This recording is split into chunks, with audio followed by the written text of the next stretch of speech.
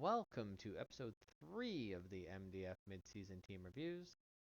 We are going to do something a little different than what we've done with the first two, focusing at the top and look more in the middle class of the league and take a look at HotFlash. Currently in 5th spot in the Macho division at 4 and 10. All league record 28 and 63 for an implied record of 4.3 to 9.7.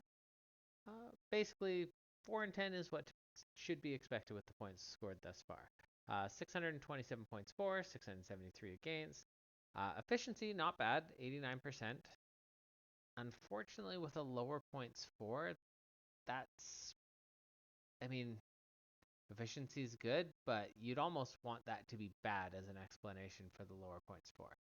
And we'll get to kind of where I think that's coming from, but first let's get through this first little set of data here. So far, strength of schedule has been the second easiest in the league. Teams have held a pretty significantly under 500 record thus far. Second half of the season here, Hot Flash has the hardest strength of schedule. Um, Remaining opponent record 70 and 42 combined. It's gonna be tough sledding in the head to heads. That being said, it is a squad that is showing some positive trends and honestly is it's an encouraging season thus far given where we're coming from. Hot Flash one of the original 8 squads, um, basically 8 teams that remain from the inaugural season. First 3 seasons have been rough. Uh, Combined 10 wins in the first 3 seasons. We've got 4 already this year. So even just from a records perspective, things are moving in the right direction. Um, in my opinion, through the first 3 seasons, the biggest issue honestly has been quarterback. Quarterback has been a challenge. It's something that has been attempted to be addressed on a number of occasions, and some of those attempts at addressing it are finally starting kind of to pay off and round into form. This isn't the Josh Allen Patrick Mahomes stack that we see on Lannion's squad, but Jordan Love and Desmond Ritter have been a very serviceable tandem. Points for scoring, we've got the 17th and 18th quarterbacks. Warp, it's 13 and 18, so they're both performing right in that mid to upper QB2 range. Obviously, those aren't week winner type quarterbacks, but it's better than a lot of the squads have. I mean, it is a 14 team league. There are 28 quarterbacks started on a weekly basis. If your quarterback 2 is the 18th guy, you're doing a lot better than most people when we're looking at that.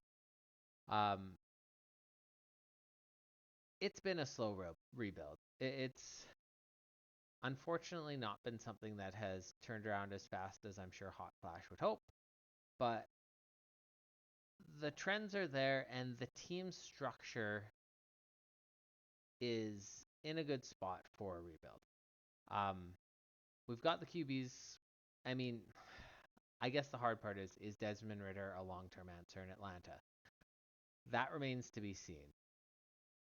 Jordan Love is almost certainly going to get a little bit longer leash in Green Bay. But when we look at the squad, depth is honestly the biggest issue right now. So we actually do have some performers at the top of the roster. We've got Jordan Love, we've got Desmond Ritter, we've got Alvin Kamara now. Gabriel Davis has his spike weeks. Rashi Rice has had his spike weeks. I mean, even Taysom Hill has had some decent weeks. Tajay Spears is rounding into form. In a way, like you've obviously got Derrick Henry there, but he's 30-year-old running back. I mean, as soon as next year, Tajay could be the starting running back for the Tennessee Titans, and he has looked good in spurts. He has definitely shown the ability to put up points, both in the NFL and in fantasy. Um, there remains the underlying concerns about his longevity based on his knees, but fantasy's a you gotta look in small windows when it comes to running backs. I mean, the NFL does. So 2-3 years of production, if that's what we got, that's more than enough to be a valuable asset. Um, this squad is young. Looking at their top dynasty assets, we've got Jordan Love, Alvin Kamara, Rashi Rice, Tajay Spears, and Michael Mayer. Alvin Kamara obviously is the one of these things is not like the others. Um, everyone else there is 25 years old or less. In fact, this squad's got a large core of players 25 years or less. We've got the aforementioned four here of Jordan Love, Rashi Rice, Tajay Spears, Michael Mayer. We also have Gabriel Davis, Traylon Burks, Jonathan Mingo, Desmond Ritter, Chiga Conquo.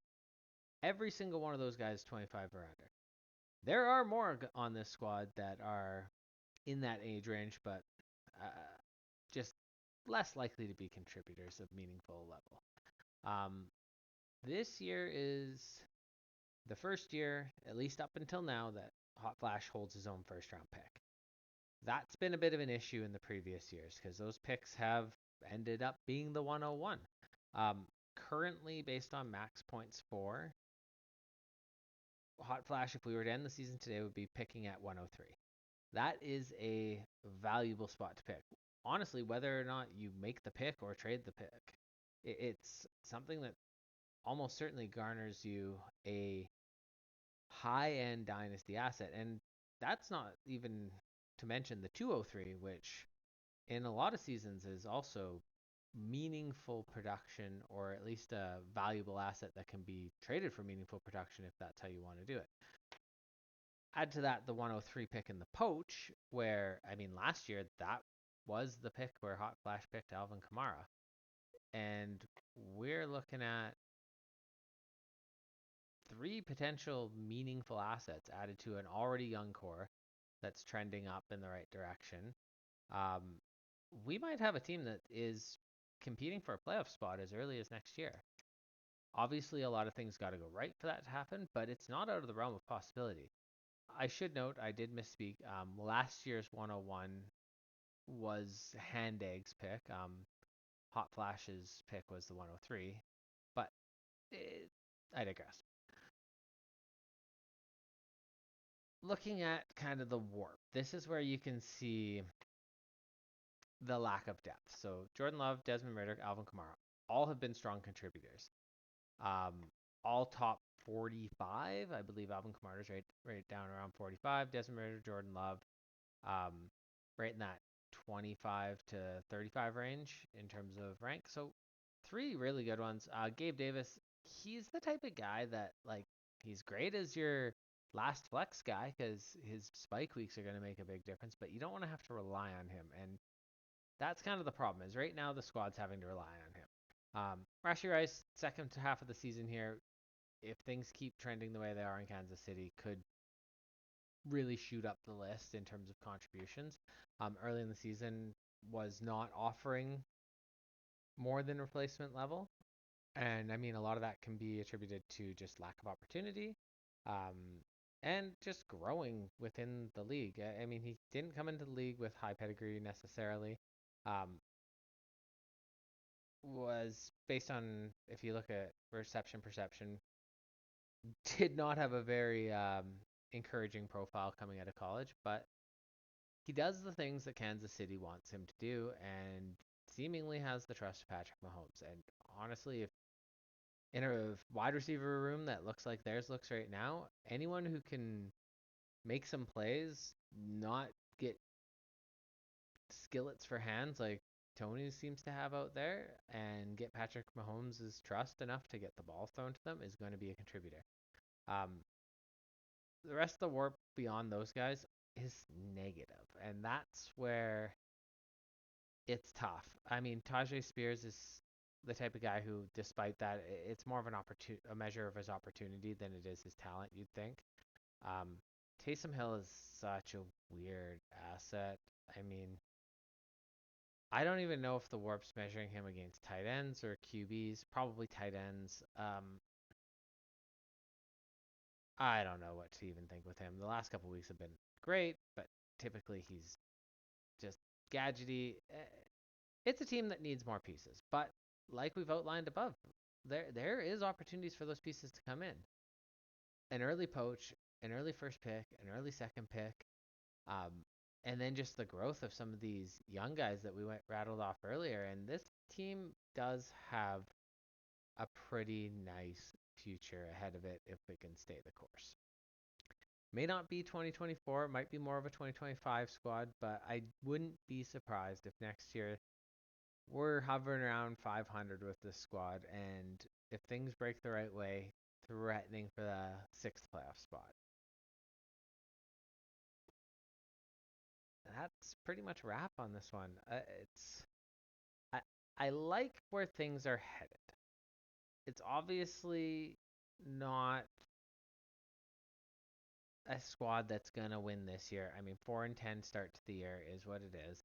Um, the implied record doesn't say that we really should be seeing anything other than that, but given where we're coming from, given the long road to get here, I'm happy to see HotFlash coming around and with the potential for even more going into the next